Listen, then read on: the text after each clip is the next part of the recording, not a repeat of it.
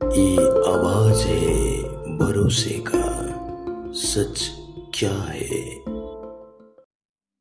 नमस्कार। मर्यादा पुरुषोत्तम श्री रामचंद्रंकर जीवन गाथार महाकाव्य रामायण। आउ ए रामायणर मुख साक्षी से पर्यटनस्थली जो जगार ए घटना भारत वर्षर यही घटना घटित होइछि। तेबे आजिर एपिसोड रामायणर से केतोटी विशेष जगह मानकु नहीं सेथिमध्यरु गोटे होउछि अंजनाद्री पर्वत, जोठारे कि चिरंजीवी श्री हनुमानंकर जन्म होइथिला।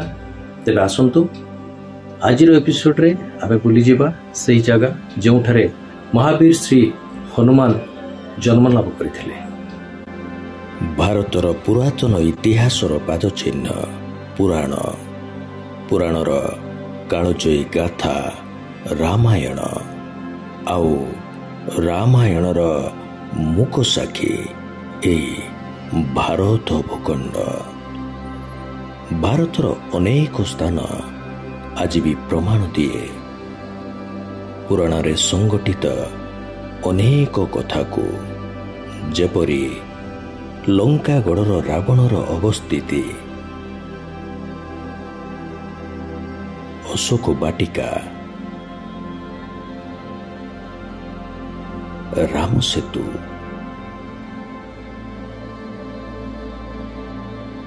ठीक सेहीपरि भारतर अयोध्या, पंचवटी,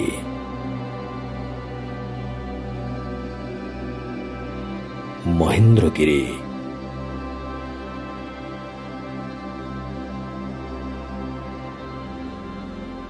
गंधमार्दन आउ बानर राज सुग्रीवंकर किष्किंधा, जहा समय क्रमे त्रेतयारे किष्किंधा, द्वापरे अंगदेश आउ वर्तमान समय कर्नाटक भावरे परिचित। दिने एही स्थान रे बानर राज बाढ़ी सुग्रीव, अंगद आउ केशरींक भली महान योद्धा शासन करुथिले। कर्नाटकर कोपाल ठारू 40 किलोमीटर दूरतारे अवस्थित हम्पी, जहाकी एक पुरातन ऐतिहासिक कीर्तिस्थल भावरे परिचित। आउ एई हम्पी ठारू मात्र 5 किलोमीटर दूरतारे तुंगभद्रा नदी कूଳରେ रहिछि रामायण गाथार एकादश रुद्र। त्रेता जुगर चिरंजीवी श्री हनुमानंकर जन्मस्थली अंजनाद्री पर्वत।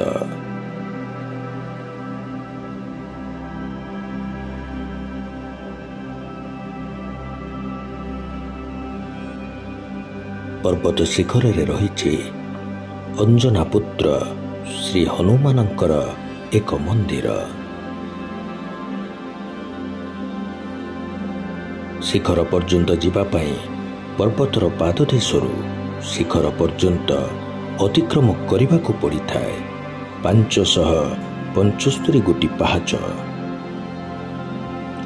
कहा जाए पर्वत आरोहण समय रे जय बजरंग बोली बारंबार जप करी चलिले पहाच चढ़ीबार क्लांति अनुभव होई न थाए।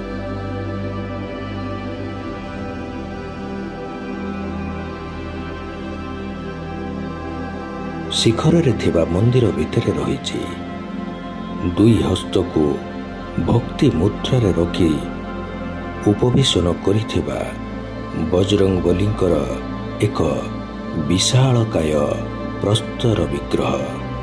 प्रस्तर रे निर्मित ही विग्रहंकर समय काल आज मध्य रहस्य। पर्वत शिखर रे श्री हनुमानंकर मंदिर सहित रहिछि मां अंजनांकर गृह आउ श्रद्धालु मानक पाई एक ध्यान गृह। प्रत्येक वर्ष एठारे 4टी मुख्य ଉତ୍ସବ ପାଳନ କରାଯାଏ। ସେଗୁଡ଼ିକ ହେଉଛି ହନୁମାନ ଜୟନ୍ତୀ, ଶ୍ରୀରାମ ନବମୀ, ଦୀପାବଳି ଆଉ କାର୍ତ୍ତିକ ମାସରେ ଆକାଶ ଦୀପ।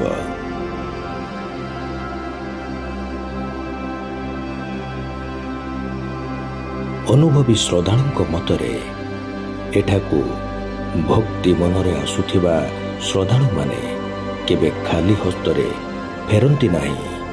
ଶକ୍ତି, ଭକ୍ତି ଆଉ ଜ୍ଞାନର ପ୍ରତୀକ ପ୍ରଭୁ ଶ୍ରୀ ହନୁମାନଙ୍କର କୃପାଲାଭ ନିଶ୍ଚୟ ହୋଇଥାଏ।